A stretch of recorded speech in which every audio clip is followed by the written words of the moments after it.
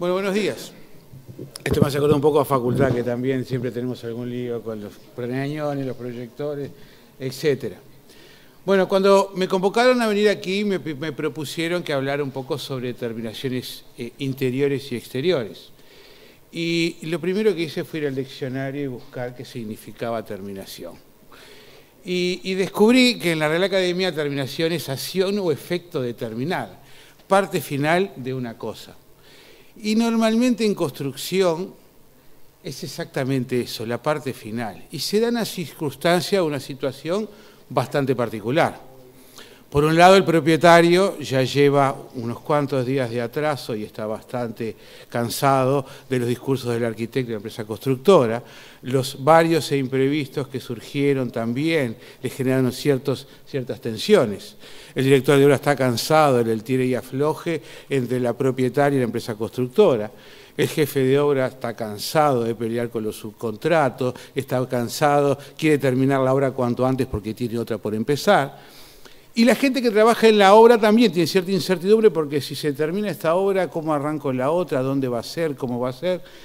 Y en el medio de ese clima distendido es donde empezamos a trabajar en lo que se ve de la obra, ¿verdad? Es decir, las terminaciones, tanto interiores y exteriores, que además tiene una importancia fundamental, porque normalmente lo que se ve es por lo cual se evalúa y se categoriza la obra. Entonces probablemente pasa de que no importa demasiado si la estructura o la platea tiene un grosor adecuado, si la estructura es adecuada y resistente, sino que importa más si el piso es de porcelanato o si los revestimientos son de tal o cual calidad y cómo están colocados.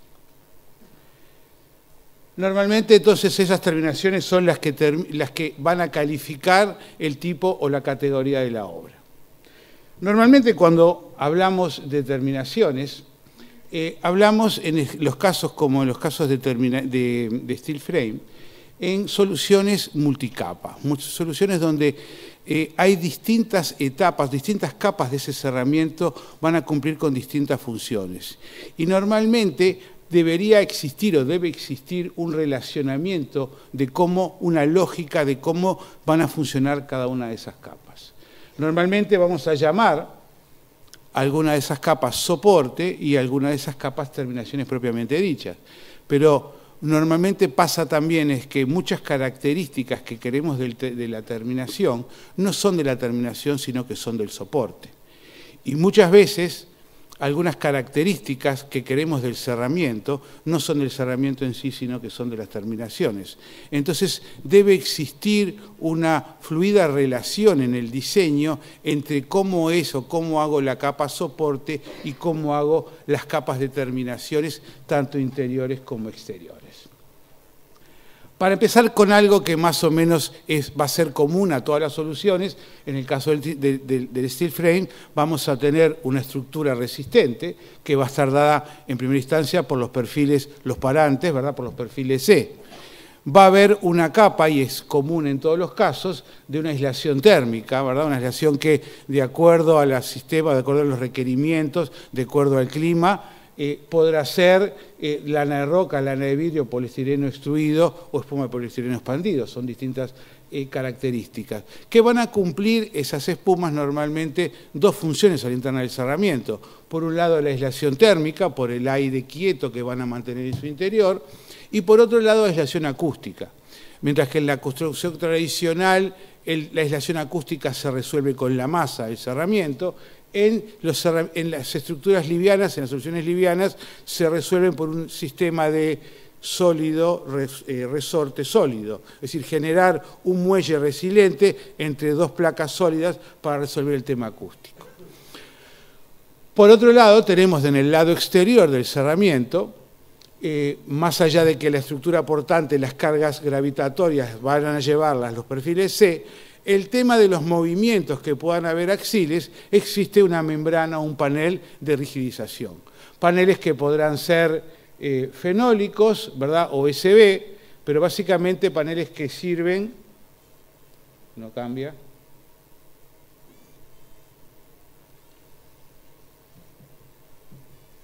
bueno, tengo un problema acá.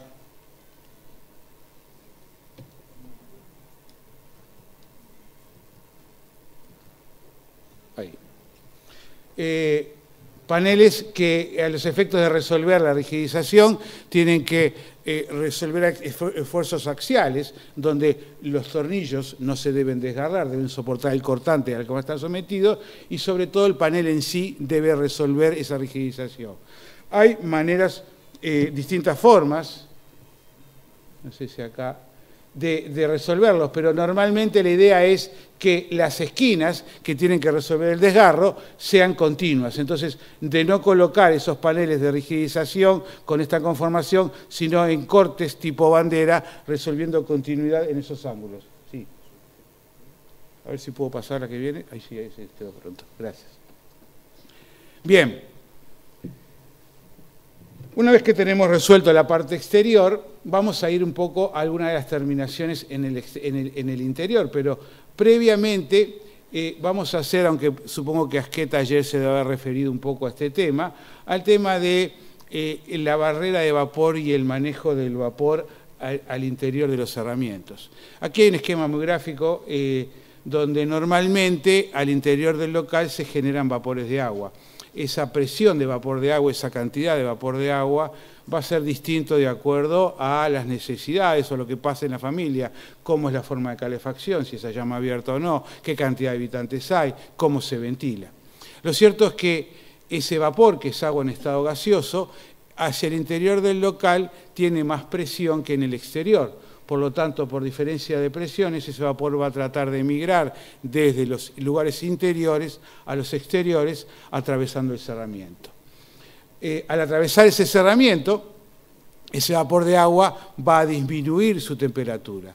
Y podría pasar en algunos casos que al disminuir esa temperatura llegue al punto de rocío y genere condensaciones. Algo que pasa normalmente en invierno en casi todos los vidrios de todas las casas que tienen calefacción a llama abierta, ¿verdad? Es decir, pero solamente que en este caso el inconveniente es que esa condensación se realiza al interior del cerramiento y puede generar algunos problemas siguientes. Por lo tanto, la idea de colocar una barrera de vapor es tratar de que ese vapor quede al interior del local con temperatura alta y no genere condensaciones. Luego, entonces, de esas capas soportes que van a tener por un lado el tema de la capa rigidizante y por otro lado la barrera de vapor, vienen las terminaciones interiores. En el tema del steel frame,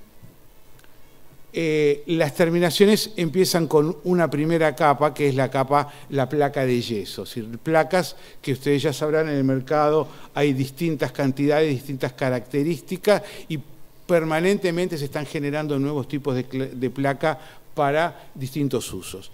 En forma genérica, las placas más usadas son la placa de yeso bihidratado con terminación celulosa, que es la placa común, que viene en distintos espesores, y que es nada resistente o muy poco resistente a las humedades. Por otro lado está la placa verde, que es una placa de yeso siliconada con terminaciones plásticas, que se conoce como placa verde justamente, que esta placa sí es resistente a la humedad, aunque no al agua. Para el agua existe otro tercer tipo de placa, que es la placa cementicia, que es una placa a base no de yeso, sino de cemento, con refuerzos de fibra de vidrio. Esa placa sí es una placa que resiste humedad y se puede colocar en lugares donde realmente va a haber agua, ¿verdad? Como en caso de ducheros o cocinas o en alguna otra situación. Lo que sí en todos los casos debo hacer es resolver la continuidad entre las placas, es decir, toda la junta entre distintas placas debe ser resuelta, ya sea en el caso vertical, la junta entre placas, ¿verdad? Con refuerzos de masas plásticas, con refuerzos de cintas de papel.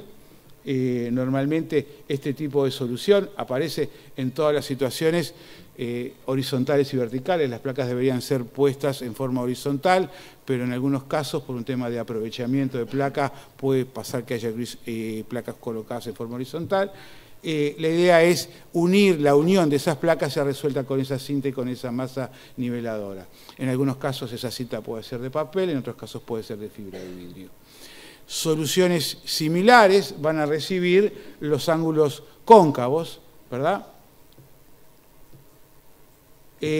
Donde vamos a tener que unir placas que están en ángulo una con otras. También existen para esas situaciones cintas, tanto de papel como de fibra de vidrio, para resolverla. Lo que es importante es en los ángulos convexos, resolver el tema porque la placa en sí no tiene una capacidad resistente para resolver los golpes que pueda recibir en esas esquinas las mochetas.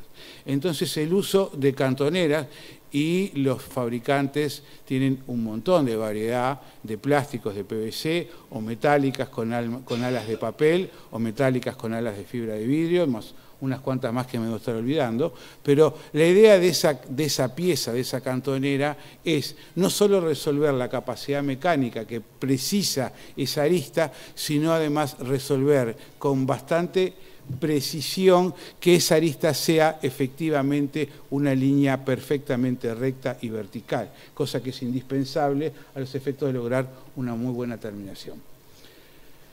De la misma manera que estos casos verticales, en los casos horizontales, el encuentro de placas con cielos rasos, pueden disponerse también de esas mismas cintas tomadas con masa o colocarse buñas plásticas. Hay varios tipos de estas buñas tipo Z que se pueden colocar en el cielo raso generando una buña en el cielo raso, se pueden colocar en la pared generando una buña entre la pared y el cielo raso en los dos casos, o la utilización de tipos, un montón de tipos de molduras que pueden ser de poliestireno o de MDF que también van adheridas o clavadas a ese sustrato. De esta manera generamos la primera base, ¿verdad? El primer soporte para nuestra terminación, que en caso de revestimientos continuos van directamente sobre esta placa. En el caso de pinturas, obviamente lo recomendable es homogeneizar la superficie con un enduido total, mientras que por ahora lo que se hizo con masa niveladora es resolver la junta y además los tornillos de fijación que habían tenido esas placas taparlos, aún tenemos diferencias entre zonas con masa y zonas donde está la celulosa, que van a tener distintas texturas. Entonces, lo indicado sería que antes de proceder a una pintura se haga un enduido total de la superficie para homogeneizar la textura. Por supuesto que después, si de acuerdo a las técnicas, a los tipos de pintura y a los tipos de terminaciones que se quieran, vienen todas las capas de terminación de pintura necesarias, pasando por imprimaciones para homogeneizar la absorción de esa pared que tiene bastante absorción en primera instancia, y luego de homogeneizar las capas de pintura que sean necesarias. Otros tipos de terminaciones de revestimientos continuos pueden ser empapelados. En este caso no es necesario ese enduido total, sino que sobre esa capa, sobre esa placa que solamente se le taparon los tornillos y se le encintó la junta, puede procederse directamente al empapelado con los distintos papeles y calidades que hay en plaza. Otros tipos de terminación son los revestimientos discontinuos.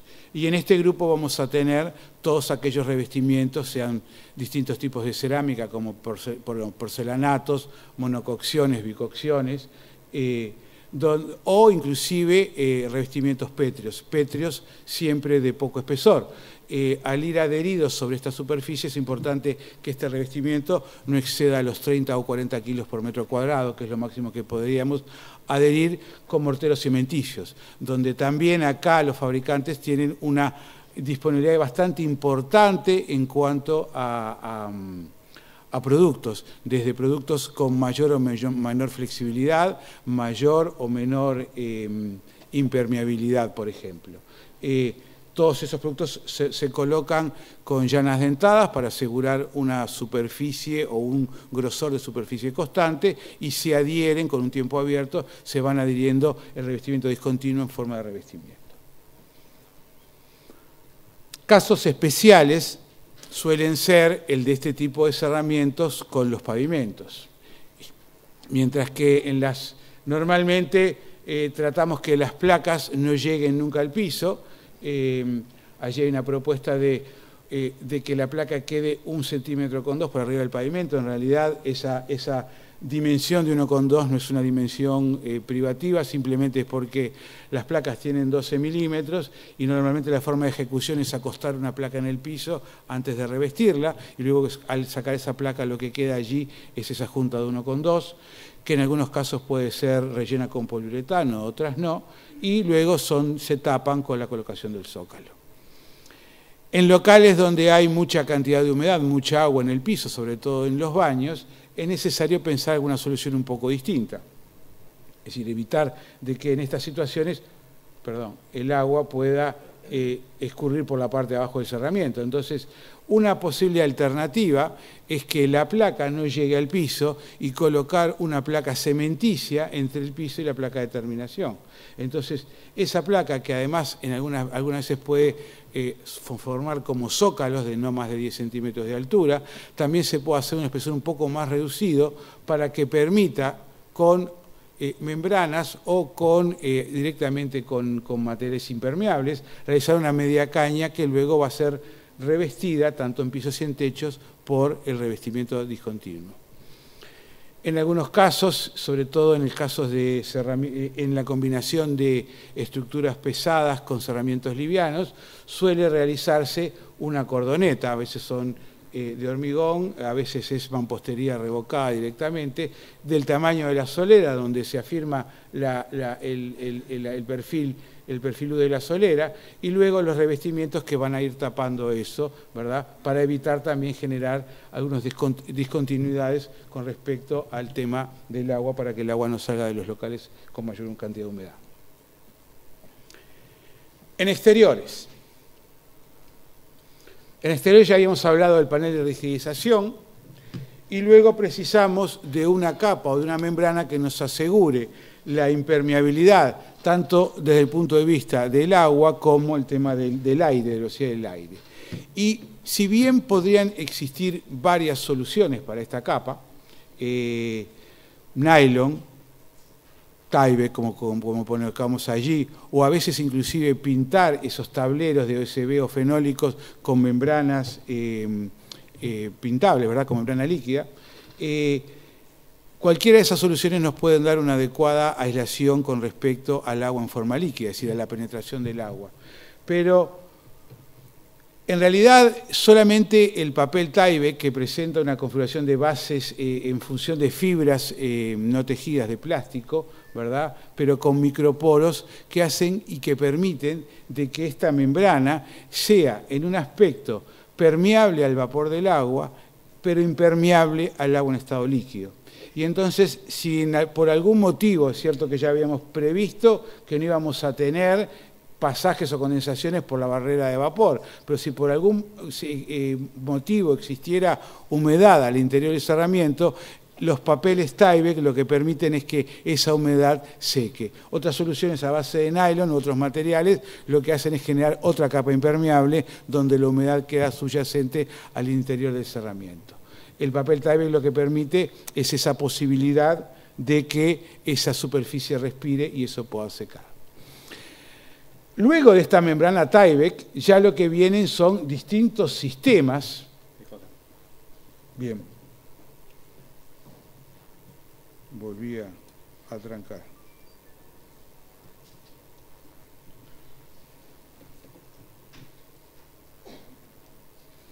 Luego de la membrana Tyvek hay distintos sistemas para terminaciones. Vamos a hablar en primera instancia del sistema exterior de terminación directa o DEFS, de acuerdo a sus siglas en inglés. Este sistema lo que hace es generar directamente después de esa capa de terminación, después de esa capa de impermeable, la capa de terminación. Normalmente se monta también sobre una placa soporte, que en este caso, como está sometida al agua, debe ser una placa cementicia. La placa cementicia se atornilla a este soporte. Normalmente tanto la placa que habíamos hablado del panel de rigidización fenólico como la placa cementicia no se atornillan con las mismas piezas, con los mismos tornillos con que se aplican las placas de yeso interior. Se utilizan otro tipo de tornillos que tienen una punta aleteada que permite que el autoperforado genere una perforación en la placa mayor que el diámetro del tornillo. Esas aletas, al entrar en contacto con el metal, se rompen y genera el autorroscante en el perfil. Pero básicamente el hilo del tornillo no queda empastado en las paredes de la placa, sino que simplemente la cabeza trompeta de los tornillos tipo T2 y tipo T3 y la presión contra la placa es lo que la adhiere. No están agarrados el hilo del tornillo a la placa. Sobre esta placa luego se coloca una capa de base o base coat, que es exactamente lo mismo pero en inglés, que resulta de una placa que genera el plano de terminación, pero a su vez lleva incorporado en su interior una malla de fibra de vidrio que le otorga resistencia, no solo mecánica, sino resistencia axial. Normalmente esa capa debe realizarse, o ese refuerzo debe realizarse no solo en toda la superficie, sino que en forma previa se hace con el sistema envolvente, ¿verdad? Tratar de envolver no solo todas las mochetas, sino todas las esquinas con un refuerzo de malla, inclusive con mallas diagonales en las esquinas de las aberturas. Luego lo que se coloca es la malla total y se vuelve a colocar esa capa de base. En total, el espesor de este revestimiento debe ser de unos 5 centímetros. Esta capa de base consiste en un mortero cementicio con polímeros acrílicos, donde también esta capa le otorga una cierta seguridad con respecto a la impermeabilidad, porque esta capa también constituye un material impermeable. Luego, y por eso es directamente la terminación sobre el exterior, se coloca la capa de terminación o capa finalización. Y acá existen, los fabricantes han desarrollado un montón de morteros, monocapas, pero en realidad que tienen cargas minerales, que son pintables, pero tienen cargas minerales, de manera que yo puedo lograr y seleccionar una variedad bastante importante de colores y de texturas. Y normalmente los productos ya vienen con su textura y su color. La precisión va a depender fundamentalmente de la calidad de la mano de obra y de la preocupación de la mano de obra. En estos casos, estos revestimientos pueden ser colocados con rodillo de textura, con llana y a veces con pulverizadores, proyectados con pulverizadores. Un poco la calidad de la terminación va a depender un poco, como decíamos, de esa precisión y de que la idea de no dejar marcas es poder muchas veces, cuando se hace con rodillo, trabajar en forma de asteriscos para que no exista direccionalidad en la aplicación del producto de terminación. Pero básicamente esta capa resuelve los dos temas, el tema de textura y el tema de color. Como detalle importante es cómo resolver en muchos casos el tema de la terminación de las mochetas. Y en el caso de aberturas, más allá de que acá hay una propuesta con una abertura de aluminio con un premarco, es que tanto la capa de impermeabilización, la capa que en este caso podría ser el Tyvek, se llegue hasta por debajo, por lo menos del premarco de la abertura, para asegurar el continuo impermeable, y que luego se reconstruya con la capa cementicia, la superficie de apoyo para las dos capas de terminación, para la capa base y la capa de finalización. En este caso también es posible que la terminación exterior del edificio sea en forma directa, pero con un revestimiento discontinuo. Y en este caso también podemos colocar morteros cementicios. En este caso seguramente exigiremos un mortero cementicio que tenga fundamental capacidad de aislación humídica, ¿verdad?, de resistencia al agua, ¿verdad?, y una terminación de un revestimiento discontinuo, que también en este caso pueden ser cerámicos, algún tipo de cerámico, porcelanatos o monococciones, o algún revestimiento pétreo. Normalmente también, como son revestimientos adheridos, vamos a tratar de que el peso de este revestimiento que está adherido a esa capa de sustrato no exceda los 30 a 40 kilos. También son colocados con morteros cementicios, con llana dentada, para asegurar y calibrar el espesor de ese revestimiento. Y ahí lo que tiene son algunas fotos de algunos tipos de revestimientos colocados y donde, por ejemplo, se pueden alternar en la misma construcción revestimientos continuos y discontinuos. Es decir, colocar en algunas zonas revestimientos pétreos, como en ese caso, con terminaciones de final coat. Otro tipo de terminación directa son los revestimientos siding. En realidad, el siding, en el que acá se muestra un esquema más que un detalle constructivo, no es nuevo en nuestro país. Yo recuerdo haber visto en la Costa de Oro muchas casas construidas en la década del 60 con aquellos planos económicos, donde los tímpanos de los techos a dos aguas se resolvían con mortero, pero simulando un siding.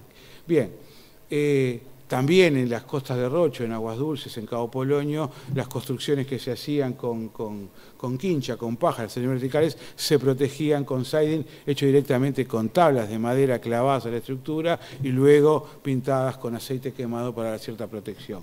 Ese tipo de solución, ese tipo estético de solución escamado, se ha desarrollado con distintos productos para la construcción en seco. Entonces existen, cada fabricante tiene una línea de productos, una familia de productos pensados que pueden ser en PVC, en fibrocemento, en madera, inclusive hasta en metal.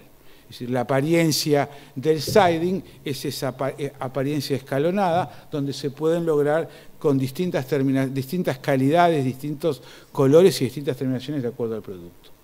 Normalmente el siding lo que exige, que se ven acá en las fotos, es que los bordes sean terminados con piezas especiales. Y no solo las aristas se utilizan para resolver la unión de ese revestimiento en forma especial, sino que el borde de arranque inferior, el borde superior y todos los perímetros de las aberturas deben colocarse piezas especiales. Acá hay algunos de un fabricante en un siding de PVC donde más o menos se muestran distintos tipos de piezas, desde la pieza de arranque hasta las piezas de terminación, inclusive mostrando cómo es el enganche entre una pieza y otra, porque a su vez, a pesar de tener del lado interior la capa humídica de terminación, el siding también, por su forma de enganche, es bastante impermeable. Entonces, existen no solo formas de arranque y de terminación contra las aberturas y entre chapas, sino en la parte inferior, ¿verdad? Así cómo se agarra ese con sistemas de enganche para justamente mejorar el tema impermeable. Por otro lado, en casi todos los casos, los siding son materiales plásticos, en este caso es plástico, o en los casos de los metálicos, suelen estar expuestos a altas temperaturas. Es la primera superficie que recibe la radiación solar. Y también pueden tener movimientos de dilatación por esa exposición. Por lo tanto, también muchos de los sistemas están previendo maneras de fijación que permita que esos materiales puedan dilatarse sin perder la hermeticidad.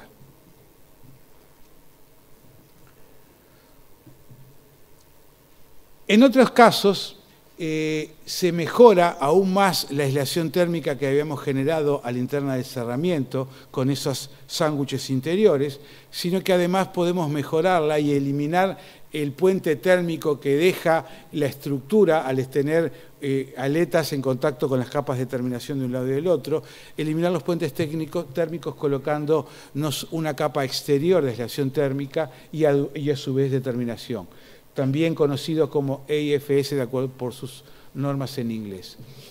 Normalmente este sistema de terminación vuelve a aplicarse sobre el soporte anterior, ya teníamos la misma capa de rigidización y el mismo papel Tyvek, sobre esa capa de terminación se coloca nuestra aislación térmica, que podrían existir varias alternativas. Normalmente una de ellas es colocarlo con tornillos y arandelas de fijación. La idea es que el tornillo no desgarre el espumaplast, o sea, aumentar la superficie en que el tornillo ejerce la fuerza del espumaplast con una arandela plástica y atornillar ese sistema a la capa soporte. En algunos casos se puede ver que esta espuma no está fija por tornillos, sino que está adherida con morteros especiales. En ese caso, como no puedo adherir un mortero al Tyvek, el Tyvek debería migrar y en lugar de estar en esa posición, que es bastante cómoda a los efectos de instalación, sobre las placas de USB o de las placas de USB de rigidización, pasa a una posición interna y se coloca entre la estructura y la placa de rigidización. En algunos casos van a ver que esa solución es perfectamente posible, se coloca primero el Tyvek y luego se coloca el panel de rigidización para poder pegar sobre las capas de poliestireno. Normalmente lo que hacen los tornillos es aumentar la superficie de presión para no desgarrar la capa de aislación térmica, la capa del poliestireno expandido. En algunos casos, como se ven en estas fotos, ya se adhiere una malla de fibra de vidrio a la superficie y ya el tornillo, cuando se coloca, se genera ese continuo y se aprieta a la propia malla, al espumaplast. En algunos casos, como en el caso de esta foto, lo primero que se hace es revestir con la espuma de poliestireno expandido toda la superficie, fijándola con esos tornillos y con esa zarandela. La capa que sigue es análoga a lo que habíamos visto después. En realidad empieza con los refuerzos que vamos a hacer con fibra de vidrio en todas las esquinas y en todos los bordes.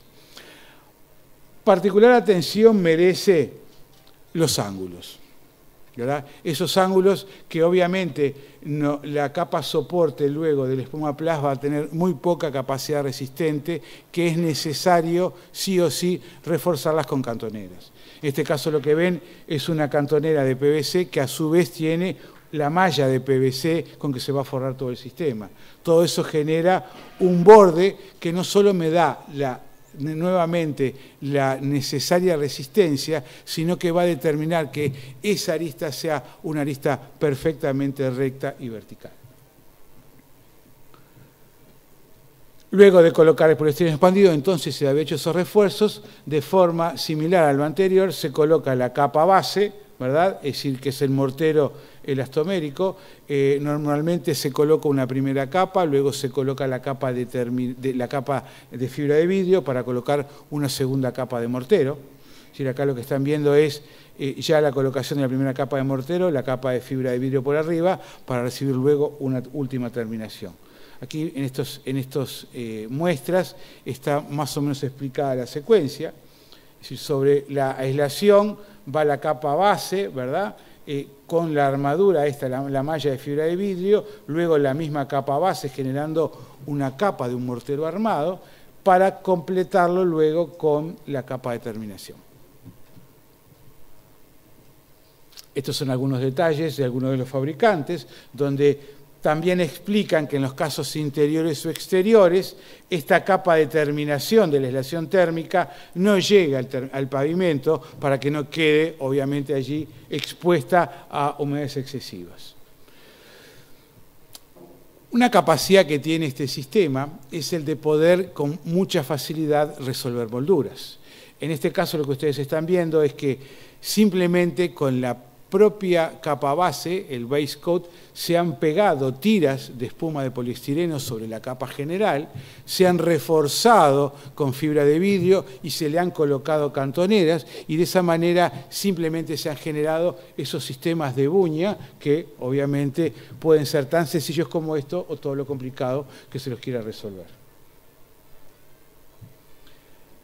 También en esta situación es indispensable resolver el tema de la mocheta. Es decir, precisamos para aplicar el base coat una superficie rígida, ¿verdad?, para que genere esa arista de la mocheta. En este caso también se coloca una placa cementicia en todo el perímetro de la abertura que se va a reforzar con las con las mallas de fibra de vidrio para luego terminar con las dos capas normales de base coat y final coat.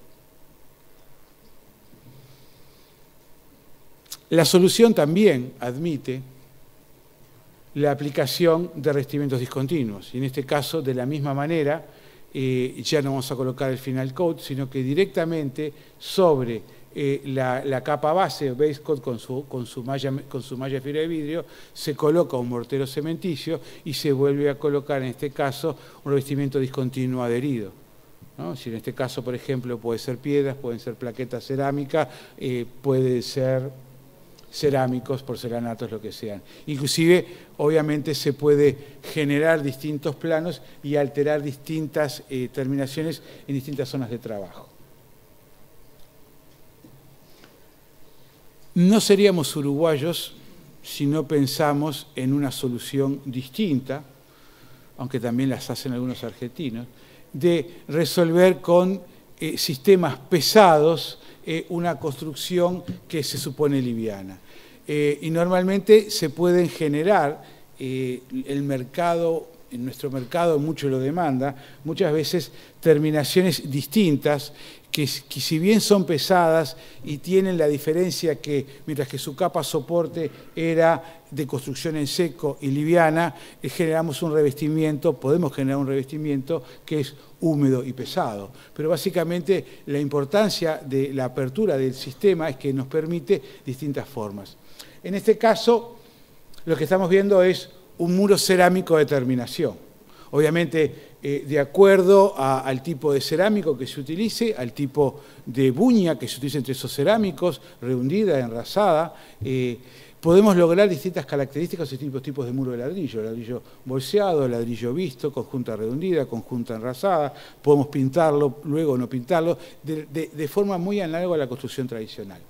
En este caso, el muro va a tener que ser autoportante, ¿verdad? El propio peso, su propia descarga la va a soportar el muro y va a tener que además estar apoyado en la platea de cimentación. La vinculación que va a tener con la construcción liviana es unas llaves, que en este caso son unos ángulos, perdón. Bueno.